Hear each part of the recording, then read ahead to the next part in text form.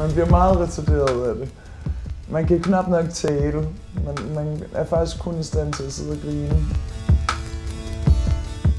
Værst tænkelige scenarie, jamen det er jo, at du dør, fordi du får et hjertestop. Sådan rent hjertebanken og fysisk, hvis man ser bort fra hovedet, så minder det om ecstasy.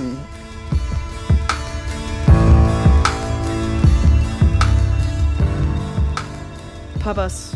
Et flydende rusmiddel, der siden 2004 har været ulovligt at sælge, besidde og indtage i Danmark. Det slog Sundhedsministeriet fast, da de satte det på listen over forbudte stoffer. Daværende sundhedsminister Lars Løkke Rasmussen udtalte i februar 2004 i en pressemeddelelse, at der er ingen grund til at sidde og vente på, at poppers finder større udbredelse med et stigende antal ulykker til følge. For mig er det nok at vide, at vi her har at gøre med nogle stoffer, som er forbundet med ganske alvorlige risici.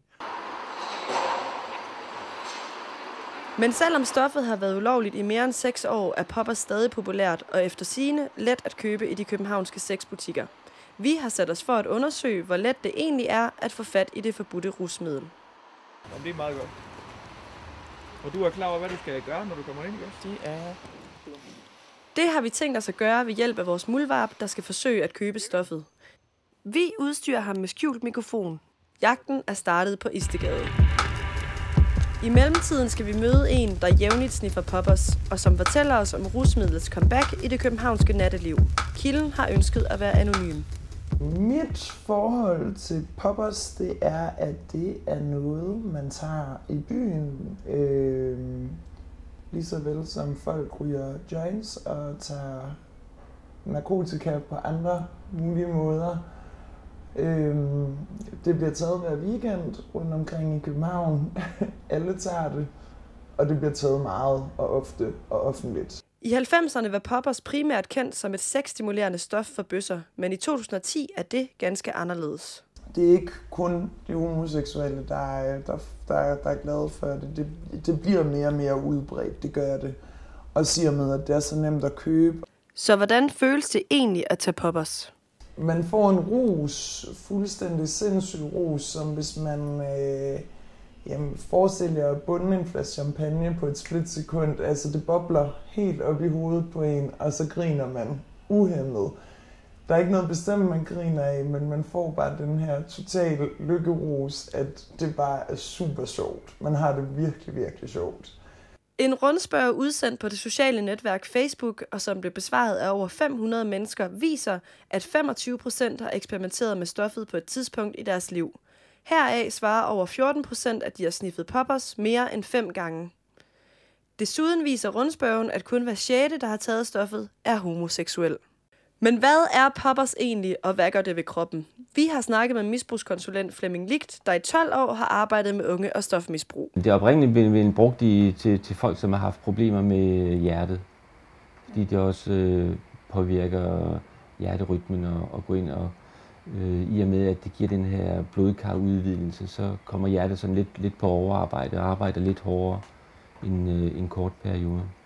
Fordi hvis du har et hjerte, som ikke fungerer optimalt, og du så tager noget, der sætter hjertet på overarbejde, så er det jo klart, så kan du i den sidste ende risikere at få et hjertestop. Poppers har en række negative bivirkninger. Man kan få voldsom hovedpine og kvalme eller endda besvime. Men selvom disse bivirkninger ikke er fatale, mener Flemming Ligt ikke, at man skal undervurdere stoffet. Men du kan godt risikere at være døduheldig og få en psykose første gang, du ryger et gram hash. Og du kan også være rigtig uheldig og sniffe noget poppers, og så har du et dårligt hjerte, og så, eller der sker et eller andet oppe i hjernen, der gør, at du får et blackout, og måske går i koma, og måske risikerer at dø. Tilbage på Istedgade har vores muldvarp besøgt 5 sexbutikker, som vi illustrerer ved de grønne prikker. Det har ikke været muligt at få fingrene i de små poppersflasker endnu, men i Copenhagen Gay Center vender situationen. Hej. Stiller Ja. Ja. Kan jeg ikke købe en flaske så? Tak.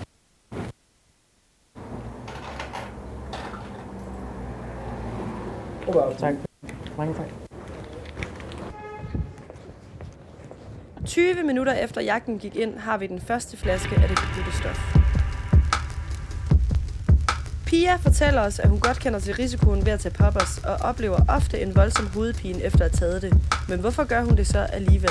Måske fordi det er et af de rusmidler, som ikke er blæst nok op i medierne af og med, hvad der er farligt. Og jeg kender ikke nogen, der har været til udpumpning, så at sige. Altså, jeg kender ikke nogen, der har været indlagt eller har haft slemme oplevelser med det overhovedet. Jeg tror, jeg havde haft mere respekt for det, hvis jeg havde været vidne til nogle slemme ting, men det har jeg ikke. Undervejs på vores tur på Istedgade fik vi fortalt, at det letteste sted at købe poppers i København var i Amigo Sauna på Studiestræde. Og ganske rigtigt fik vi også købt en flaske her. Hos Amigo Sauna havde de ikke lyst til at fortælle os, hvorfor de sælger poppers, så vi prøvede i stedet at få en kommentar fra Copenhagen Gay Center. Jeg går over nu. Det er sjovt, du siger det, for vi havde en herinde i går, der købte poppers. Og vi tænkte, om vi kunne have lov, eller om vi havde lyst til at sådan udtale jer om det. Hvorfor I sælger det? Nej. Nej, okay.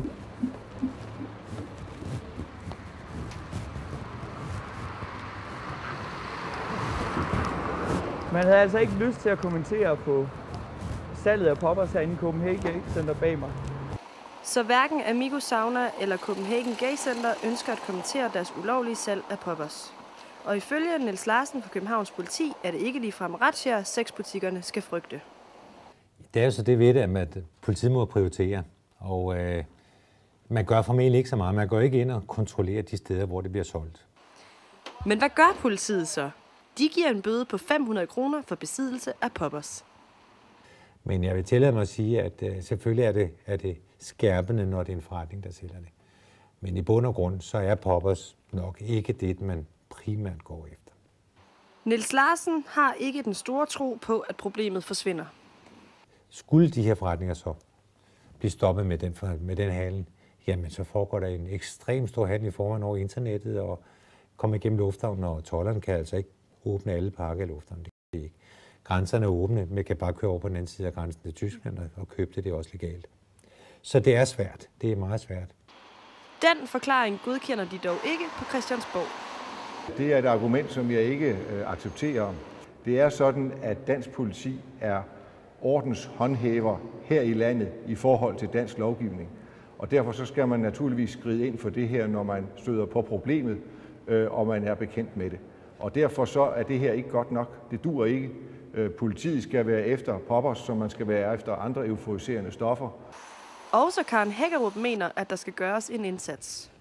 Jeg vil gøre det nu, at jeg vil stille et spørgsmål til justitsministeren, og så vil jeg spørge ham, om han ikke kunne forestille sig, at politiet kunne tage sig nogle rundture og få gjort noget ved den her problemstilling. Fordi det er ikke i orden, at man kan købe poppers åbenlyst, når vi ved, at det er skadeligt. Og derfor så må politiet selvfølgelig på gaden og få fjernet de her stoffer. Regeringen er klar til at tage stærkere midler i brug. Og hvis det er sådan, at bøderne ikke er hårde nok i forhold til de butikker, som åbenbart fortsætter med at markedsføre dette ulovlige og farlige stof, så må vi jo se på, om bødeniveauet skal sættes op, så de kan få en over fingrene, så de finder ud af, at det er alvor, så de holder sig fra det pjat her. Poppers sælges, besiddes og indtages altså stadig i København 6 år efter det blev ulovligt i Danmark. Ungdomsmiljøet og stofmiljøet eksperimenterer jo hele tiden. De kloge vil jo nok sige nej, at det er super farligt, og det er helt sindssygt, men jeg synes, det er det værd i de 30 sekunder, det varer, fordi det er så sjovt.